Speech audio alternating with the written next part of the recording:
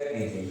उस वक्त are international school भी अपने सेकेंड ईयर में था और उस समय से हमारा क्लैंडर स्कूल के साथ में ये टाइप है। ये टाइप म्यूचुअल है। हमने जब एकेडमिक प्रोग्रेस और सारी चीज़ें देखी तो उसी समय में हमें काफ़ी कॉन्फिडेंस आया था इस स्कूल पर।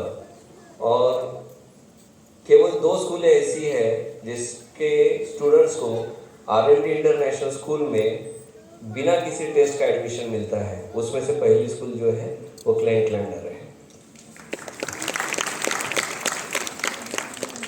असल में प्री स्कूल क्या, देखिए मैं थोड़ा सा नॉन एजुकेशनल बैकग्राउंड से आकर एजुकेशन में आ गया और उसके बाद मैंने काफ़ी एक्सपेरिमेंट किए, काफ़ी डेफिनेशन ढूंढने की कोशिश की कि क्या होता है प्राइमरी, क्या होता है प्री प्राइमरी।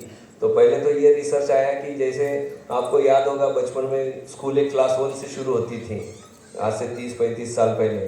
फिर बाद में 1 साल जोड़ दिया गया बालवाड़ी का, तो 5 साल के बच्चे स्कूल में आने लग गए। फिर उसमें एक जूनियर आ गया, तो फिर जूनियर केजी सीनियर केजी हो गया। उसके बाद में नर्सरी आ गया, तो फिर nursery senior junior KG senior KG class 1 ऐसा बढ़ने लगा। फिर प्ले ग्रुप आ गया।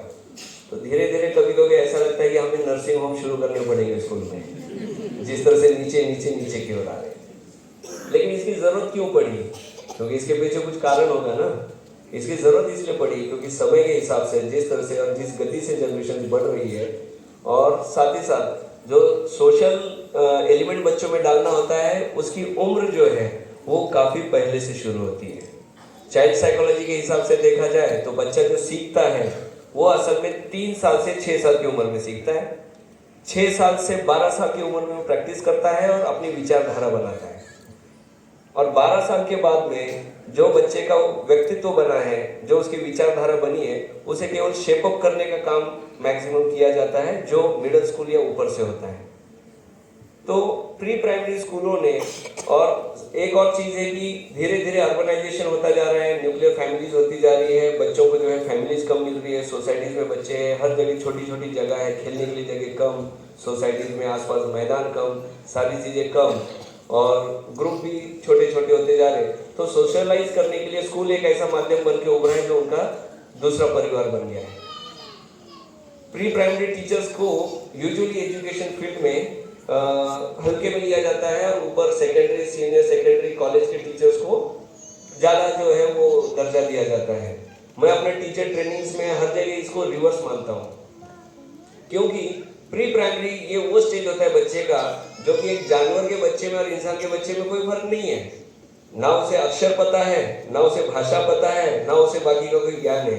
यहाँ बिल्कुल रॉ कोरी पार्टी इस टाइप का जो बच्चा होता है, उसे पढ़ाना लिखाना, उसे समझाना कि अक्षर क्या है, स्वर क्या है, किस तरह से बात करना है, रेसिटेट कैसा करना है, कौन सी चीज़ क्या है, ये सारी चीज़ें सिखाना, ये मैं समझता हूँ कि सबसे डिफिकल्ट वर्क है। इसलिए मैं अपने जो सेशंस होते हैं या अपने जो मेरी खुद की एक विचारधारा है उसमें प्री प्राइमरी टीचर्स को सबसे ऊपर की जगह देता हूँ और फिर उसके बाद में दूसरे टीचर्स आते हैं। इस माध्यम से सबको समझना चाहिए। आर इंटरनेशनल स्कूल के बारे में कहूँ तो हम विसिनिटी की सबसे बड़ी स्कूल है। ना केवल विसिनिटी बल्कि पूरी पुणे में कोई भी सीबीएसई डे बोर्ड स्कूल 7 एकड़ का नहीं है। और हमने इसी चीज़ को ध्यान रखा है कि सोशल जिस तरह से बच्चा होते जा रहा है, धीरे धीरे हम अंग्रेजी माध्यम के स्कूलों में बच्चों को अंग्रेज बनाने लगे।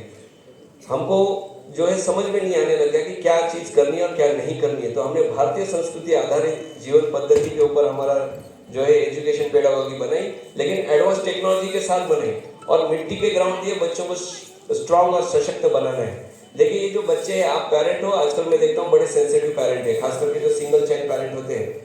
तो ये बच्चे को कुछ लग जाए या कुछ हो जाए तो तुरंत उसका जो है वो ख्याल रखना अच्छी बात है, लेकिन बहुत सेंसिटिव हो जाते हैं। जय जवान जय किसान रखा है यहाँ का थीम, और ये दोनों ही वो व्यक्तिमत्व है जो बहुत स्ट्रांग होते हैं।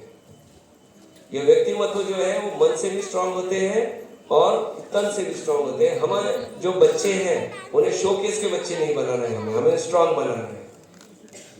एक छोटी चीज कहूंगा रुकने से पहले कि पहले जो हमारे शिक्षण पद्धति थी उसके अंदर बच्चा जब 6 साल की उम्र को होता था और जब वो गुरुकुल जाता था पढ़ने के लिए तो नंगे पांव जाता था, एक कपड़े के साथ में जाता था और वहां जाकर वो जो है भिक्षा वगैरह मांगता था।